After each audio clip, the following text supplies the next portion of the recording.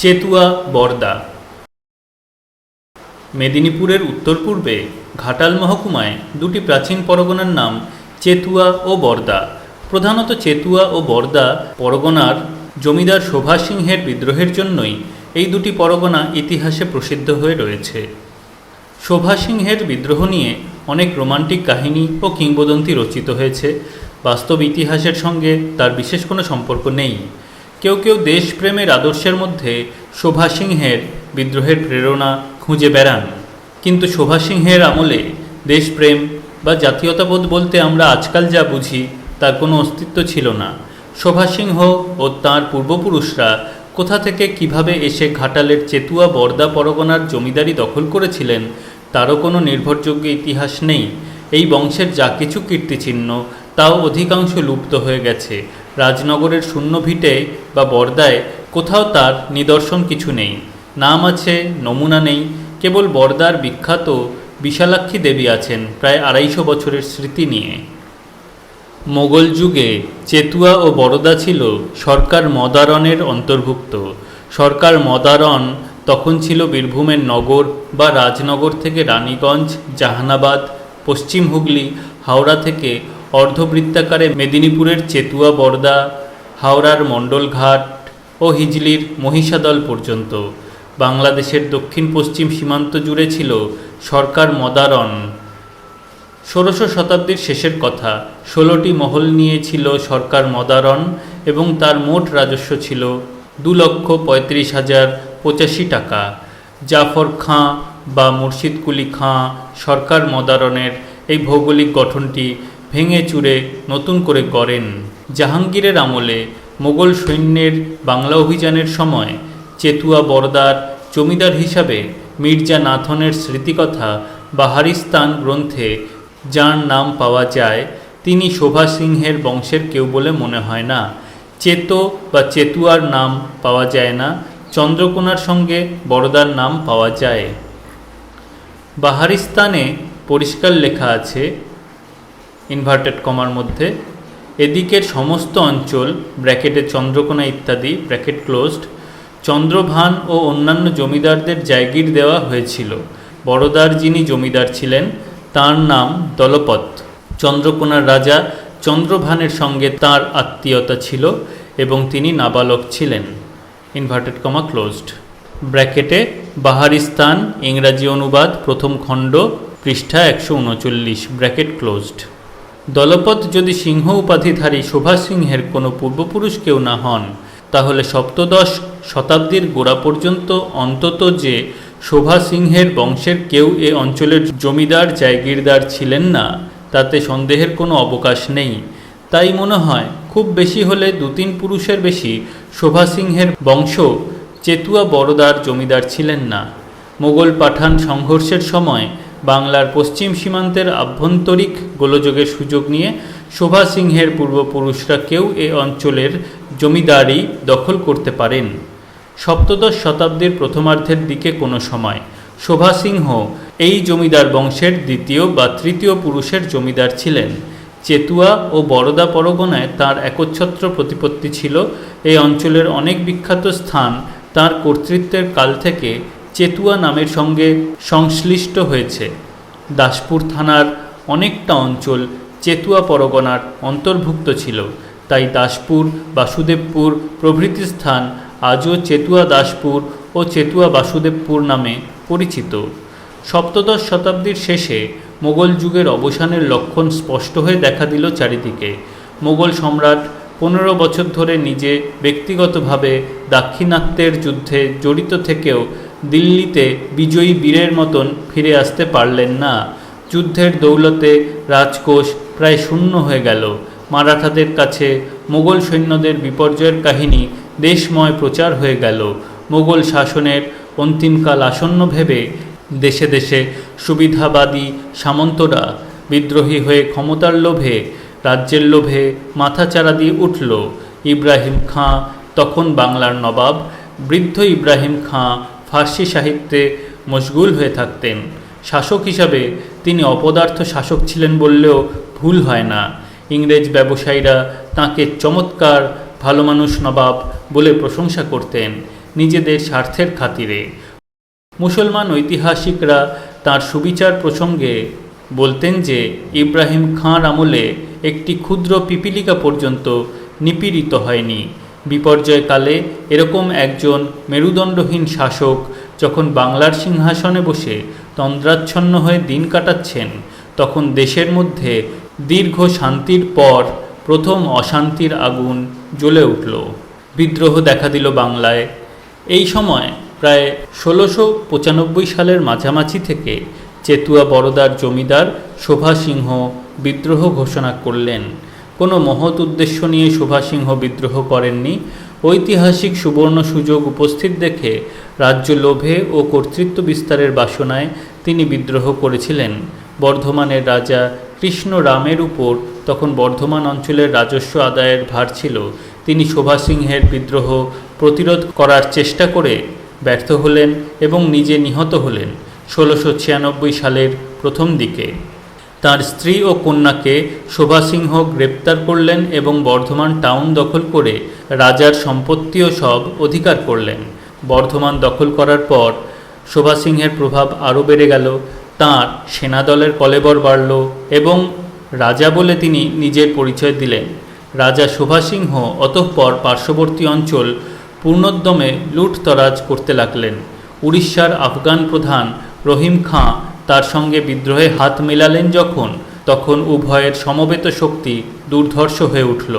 কৃষ্ণরামের মৃত্যুর পর তাঁর পুত্র জগৎ রায় ঢাকায় গিয়ে বিদ্রোহের কথা নবাবের কাছে নিবেদন করলেন।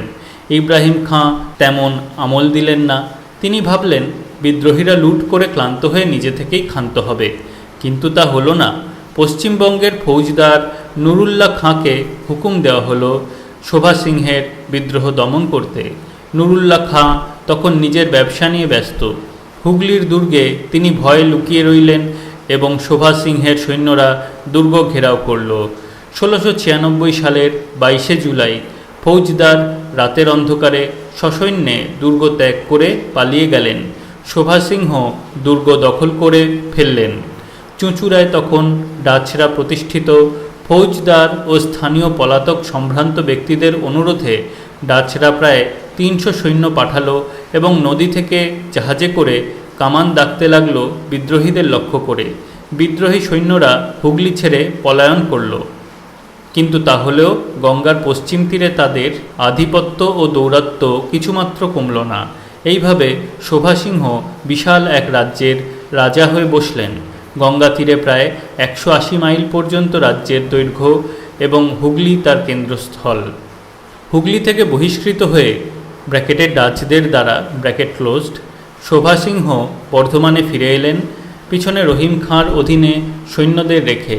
বর্ধমানের রাজা কৃষ্ণরামের কন্যার প্রতি আকৃষ্ট হয়ে তিনি যখন সম্মানহানির জন্য উদ্যত হয়েছিলেন, শোনা যায় বর্ধমানের রাজকন্যা তখন ছুরিকাঘাতে তাঁকে হত্যা করেছিলেন। শোভা সিংহের বিদ্রোহের লীলা এইভাবে সাঙ্গ হয়েছিল। রহিম খাঁ তারপর কিছুদিন যুদ্ধ চালিয়ে অবশেষে পরাজিত ও নিহত হন। শোভা সিংহের মৃত্যুর পর তার ভাই হিম্মত সিংহ রাজ্য লাভ করেন, কিন্তু হিম্মত সিংহ অত্যন্ত অত্যাচারী জমিদার ছিলেন। এই হিম্মত সিংহের অত্যাচারেই শিবায়ন রচয়িতা কবি রামেশ্বর ভট্টাচার্য নিজের জন্মভূমি বরোদা পরগনার যদুপুর গ্রাম পরিত্যাগ করে এসে কর্ণগড়ের রাজার আশ্রয় নিয়েছিলেন। কবি রামেশ্বর লিখেছেন, পূর্ববাস যদুপুরে হেম্মত সিংহ ভাঙে জাগে, রাজারাম সিংহ কৈল প্রীত, স্থাপিয়া কৌশিকী তটে, বরিয়া পুরাণ পাঠে, রচাইল মধুর সঙ্গীত। শোভা সিংহের বিদ্রোহ প্রসঙ্গে সবচেয়ে উল্লেখযোগ্য ঐতিহাসিক ঘটনা হল কলকাতায় চন্দননগরে ও চুঁচুড়ায় ইংরেজ, ফরাসি ও ডাচদের প্রথম দুর্গ নির্মাণ। এই বিদ্রোহ উপলক্ষ করেই কলকাতার ইংরেজ, চন্দননগরের ফরাসি ও চুঁচুড়ার ডাচ বণিকরা ঢাকায় নবাব ইব্রাহিম খাঁর কাছে আত্মরক্ষার্থে দুর্গ নির্মাণের অনুমতির জন্য আবেদন করেন। ভালো মানুষ অপদার্থ বৃদ্ধ ইব্রাহিম খাঁ বিদেশিদের সঠতা বুঝতে না পেরে অনুমতি দেন।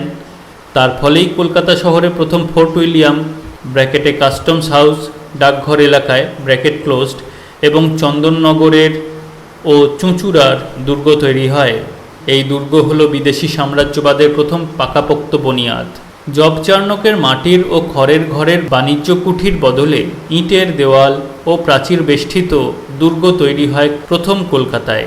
কলকাতা শহরের ভিতপত্তন হয় 1698 সালের জুলাই মাসে। ইংরেজরা আজিমুসানের কাছ থেকে 16,000 টাকা সেলামি দিয়ে সুতানুটি, কলিকাতা ও গোবিন্দপুর এই তিনটি গ্রাম স্থানীয় জমিদারদের ব্র্যাকেটে বরিশার সাবর্ণ চৌধুরীরা ব্র্যাকেট ক্লোজড কাছে বন্দোবস্ত করে নেওয়ার অনুমতিপত্র পান। বরদা গ্রামে বিখ্যাত বিশালাক্ষী দেবী আছেন, রাজা শোভা সিংহের অধিষ্ঠাত্রী দেবী বলে কথিত। টিনের চাল দেওয়া মাটির ঘরের মন্দিরে দেবী বিরাজ করেন। ঘাটাল টাউনের পথে বরদা গ্রামে বিশালাক্ষীর মন্দির পথের ধারেই দেখা যায়। দেবী পঞ্চমুণ্ডির আসনের উপর স্থাপিত। তন্ত্রোক্ত মতেই দেবীর মূর্তি কল্পিত হলেও তার মধ্যে বৈশিষ্ট্য আছে। পূজা পদ্ধতিও তন্ত্রোক্ত বিধানানুসারে হয়। অনেক স্থানে বিশালাক্ষীর দ্বিভুজা মূর্তি দেখেছি। এই ধ্যানের সঙ্গে মিলে যায় ধ্যায়েদ্দেবীং বিশালাক্ষীং তপ্ত জাম্বুনদং প্রভাম দ্বিভুজামম্বিকাং চণ্ডীং খড়গখেটক ধারিণীম। বরদার বিশালাক্ষী মূর্তি ঠিক এই ধ্যানসঙ্গত নয়।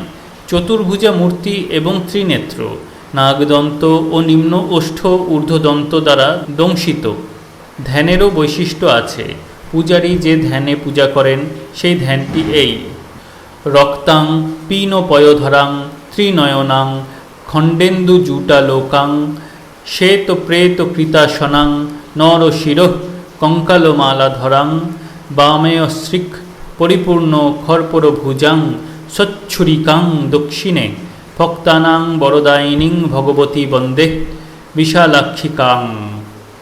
এক সময় বরদা গ্রামে শোভা সিংহের রাজধানী ছিল তখন বিশালাক্ষী দেবী তাঁর অধিষ্ঠাত্রী দেবী ছিলেন। শোভা সিংহ শক্তি পূজারী ছিলেন। রাজধানীর কোনো চিহ্ন ব্র্যাকেটে ইট পাথরের ব্র্যাকেট ক্লোজড কোথাও না থাকলেও বিশাল উচ্চভূমি পরিবেষ্টিত পরিখা আছে এখনও। শোনা যায় এই পরিখা বেষ্টিত গড়বাড়ি ছিল শোভা সিংহের। পরিখা ও উচ্চভূমির রূপ দেখে অবশ্য অবিশ্বাস্য মনে হয় না। এই স্থানটিকে এখনও সকলে রাজার গড় বলেন। ভিতরগড়ের মধ্যে নাকি বড় বড় দিঘি ছিল, চংদার দিঘি, রণসাগর, সিংসাগর ইত্যাদি। এখন ভরাট হয়ে গেছে। ঘাটালের এ অঞ্চলে ধর্মঠাকুর ও কামিন্নার প্রভাব খুব বেশি, সে কথা আগে বলেছি। ধর্মের কামিন্নাদের আধিপত্যটি বিশেষ গুরুত্বপূর্ণ মনে হয়। কলকলি দেবী, রায়বাঘিনী, জঞ্জালি, কালীবুড়ি ইত্যাদি কামিন্নাদের নাম। শাক্ত দেবীদের সঙ্গে তাদের বিশেষ পার্থক্য নেই কোথাও।